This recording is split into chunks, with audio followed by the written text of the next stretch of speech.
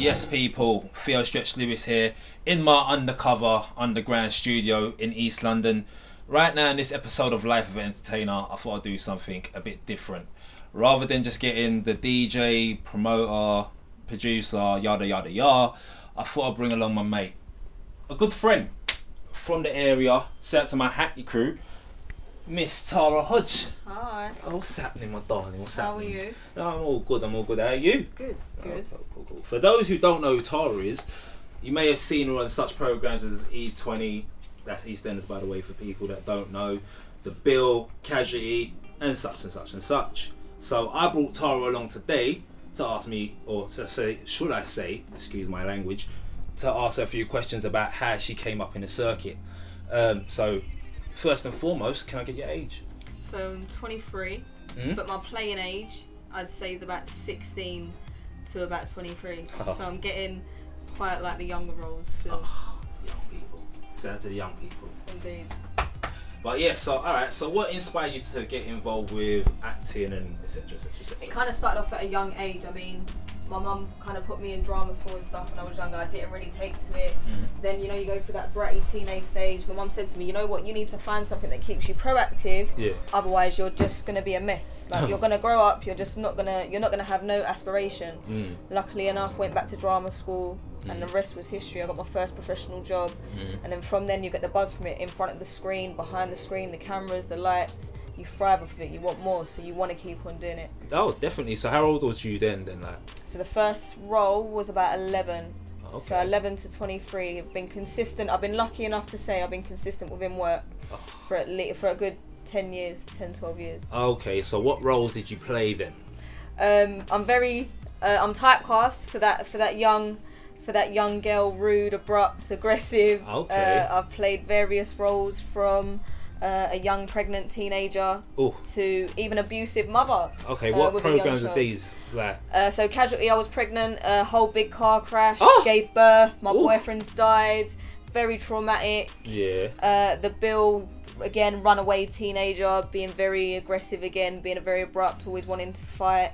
Villain. I went on tour and done a play called Mogadishu, which was at the Royal Exchange in Manchester. Then come down to the Lyric Hammersmith again. That rude little bratty kid. But why though? Why did they give you all those like things, them roles? I think it goes down to the personality and the persona. I mean, you know, coming from Hackney, you've got to kind of hold that image, and you've got to have that street credibility. Otherwise, people are just going to kind of like take advantage of you. Yeah. So I think. Yeah. That's what it is. I think I've automatically just got a very what's the right word? Just a screw face, a permanent screw face. Well, do people perceive you as that bad girl? Yeah, I mean, even when I'm at, like, people will be like, oh, smile, cheer up, and it's like, I'm not even Dan. It's just my face. So I kind of realise now that I get some wrinkles here. So like, if I'm getting like really mad, which is kind of like this, I know, okay, you need to release the tension in your eyebrows. I know, E45 that quickly so people can't see that. Yeah, so like you get them typecasted roles. So how does it have an effect on you then?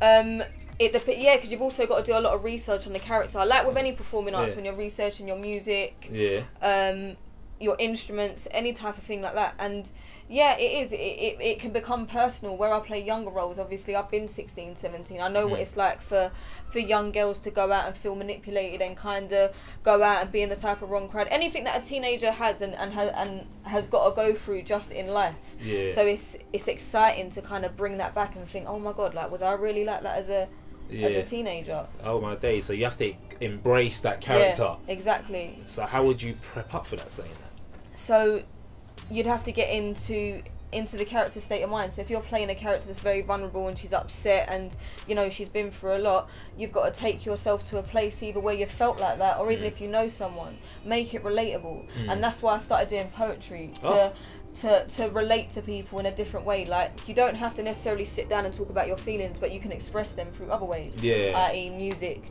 drama, dance, any type of performance. Even going out, people like to just go out and chill. It's just, I think it's just a form of an expression that you dig deep and you find and you nurture it. Wow, you're very, very intellectual.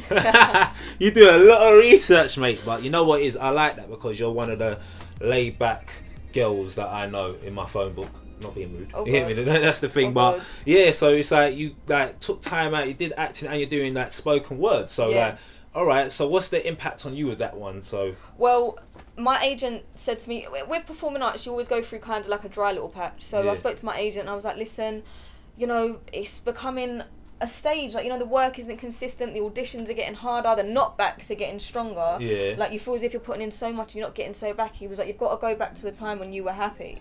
And I used to write and stuff then, but then it was just scenes and plays, and then I never really kind of had a way with music, but I had a way with lyrics. So one of my friends at the time, big up P Starks, he gave me the advantage of performing at his event called Let Me Live, and from then the audience's reaction was sick. Like the filming, the people that turned up, the audience's reaction, it got posted up on Twitter the next day, social networking sites, and it just fed off of it. And then one thing led to another. You write more, people like it, they want to hear more. You do one show, you're always better than your last job, so you're just stepping stone all the way. Always grafting. Like exactly. I saw your Let Me Live video on YouTube. You can get that, especially with the locate you shoot stuff. So obviously saying that, like, so you've done Let Me Live. Obviously we're gonna get a quick poetry 1-2 lyrics out of you a bit later. But yeah, so you're doing that. I see the one that you done on the rooftop. So tell me about the rooftop like segment. That don't you feel uncomfortable going high? Yeah, most definitely. I mean, I wanted to portray some type of artistic way. As much as I wanted Let Me Live to be about the lyrics, I kind of wanted that artistic feature as well. And initially I wanted the whole thing to be done on the rooftop, but it was windy, and my cameraman, he was like, Tara, like, I'm a bit apprehensive up here, like the wind is shaking. So we kind of just done the scene. And even when I was on there, like just walking near the edge, like the feeling that I got on that edge kind of just represented Let Me Live as a whole. Like what you're going through, you know, you're on a standstill, you could be 6 feet up high and you can have everything, but really that's not necessarily is at the bottom. So kind of like that portrayal, I just wanted to show something different, and it did. Oh my days, when I saw that, I'm like, wow, this girl's got some balls. Like, because I was like, I've been on rooftops before and I was shocked, you get me? Plus I'm skinny, so I was dangling, you get me? But yeah, like, but obviously, yeah, that was a little, what can I say, jab. Don't take it in, you get me? Like, so that's the thing. But saying that, like, so you've done that, so what are you gonna show us today? So what I wanted to show you is the second installment of Let Me Live, which is I Live. So this will be the second piece in collaboration with that one. So if you haven't heard the first one, give that a listen, and then this will kind of make you understand the second piece. So right now we're down in East London, Haggerston, on one of the cold days of the summer. Freezing. Damn right. So we've got Miss Tara Hodge giving us a sequel of Let Me Live. Take it away. You see, I didn't go missing. I'm just protective of my craft, and I wanted to perfect this next bit. After the first video, it all made sense. That my creativity wasn't worthless. That with the right frame of mind, I could release my stress. Made my in-depth thoughts and feelings and emotions unravel as I search for my career, my mental state of mind, health and wealth, and my lonely travels. Listen to me and listen carefully. May the words I speak, may they leave the tip of my tongue gracefully. Isn't about the downfalls and hostility, I'm just trying to express freely, live comfortably and be me. Better yet to understand me, myself, my own. I could be surrounded in a room full of beautiful people and I'll still feel alone. Passing my point of view like they in character, acting out a movie role, which leads me into thinking who's real and who's not. I've learned from the best. Some say I'm heartless, no, I just chose to use my heart less. Give too much and little in return, we all make mistakes. Beauty of those we live and learn, I learned. So before pointing fingers, make sure your hands are clean. We've all done wrong, I'm not proud of it, but I deal with it. I chose to leave the shit behind and move forward with it. So, not everything materialistic and designer, so don't spend what you can't afford and don't claim what you don't have. Don't take pictures with necessities and garments that aren't yours. Be real, that rollie on your wrist, that rental whip. You claim to be real, but I see the real you. I look past you and see another statistic. A lost soul so close to having it, fuck it, you've blown it. Unless you see it for yourself, hear it word for word, and don't assume nor believe what you heard. Split the divide and I'm yet to decide the right side. Mind over matter because I don't mind and it doesn't matter. I'm back and that's real. My setbacks may have amused you, but my comebacks will confuse you. I'm bad at keeping my emotions bubbled. I'm good at being perfect and I'm good at being trouble. So problem addict, I guess I'm a problem addict. I finally think my path's set out. I jetted off to LA to grow and prosper in my career, no handouts. And if you're not feeding me, fucking me or financing me, then you're not part of my journey. And if you're not part of the plan, you're part of the problem realistically. Thank you to those who said I couldn't do it. I did it, and now I blow kisses to you bitches who left me to deal with it. Now I don't overdo it, I know my limits. I'm just working my limits, pushing myself to the limit. Maybe I'll push it just a little bit just to see how far I can get it. I'll patiently wait for my moment, because a little birdie told me patience is a virtue, and I'll know when my moment's due. Alright, I was gonna say, so what do you prefer, theatre acting or screen acting? Oh, it's a hard one. Hard one. When you're doing screen acting, it's kind of like you've filmed it, it's done, it's put out. Theatre, if you're lucky enough to have a lengthy tour, you're on stage every day, so you're finding, even though you're sticking to your script and you've got your direction, you're finding something new every day about something that you're doing. So every day you're getting a sense of fulfillment and enjoyment of something new every day. So I think for the moment it would be screen, but I think if long term, most definitely theatre. Okay. You get, for myself, I think you just get a bigger and a better adrenaline rush. Yeah, I do love the theatre acting. It's kind of like being on stage and doing it. Well, it is a bit really, innit? You get me? Exactly. As being a musician, so you can't really go back. Once they see it, they see it. So there's no like time for mistakes. Exactly. And you always want to put your all in first time, because if that's that one person's first time of seeing that show and their last, you want to give off the best impression. Definitely. Like with the media side, obviously you can edit. Like the amount of times they had to edit me, you get me? There's a lot of profanity I was giving out. So saying that, like, what tips would you give off, like, for someone that's getting involved? For like an aspiring actor. Yeah, like. Be confident with it. I mean, it's a graft. Like anything in this day and age, it's all a graft. And if you don't keep at it, and if you've been doing it for so long, and then you decide to kind of give up halfway or 3/4 of the way there, then what's the point? Like, why did you come that far? So I think you're always going to get your down days and you're going to get your good days, but you have to balance it out and you have to just keep it going. Be focused, determined, and dedicated. You know, use your time wisely. And just enjoy it. I mean, if you don't have passion for what you're doing, then you're not going to enjoy it. You're not going to find that sense of fulfillment. Oh yeah, that's true. So yeah, just take what you can from it. I do remember you very lightly from Creepers movie. Oh yeah. Yeah, what was it? The girlfriend. Yeah.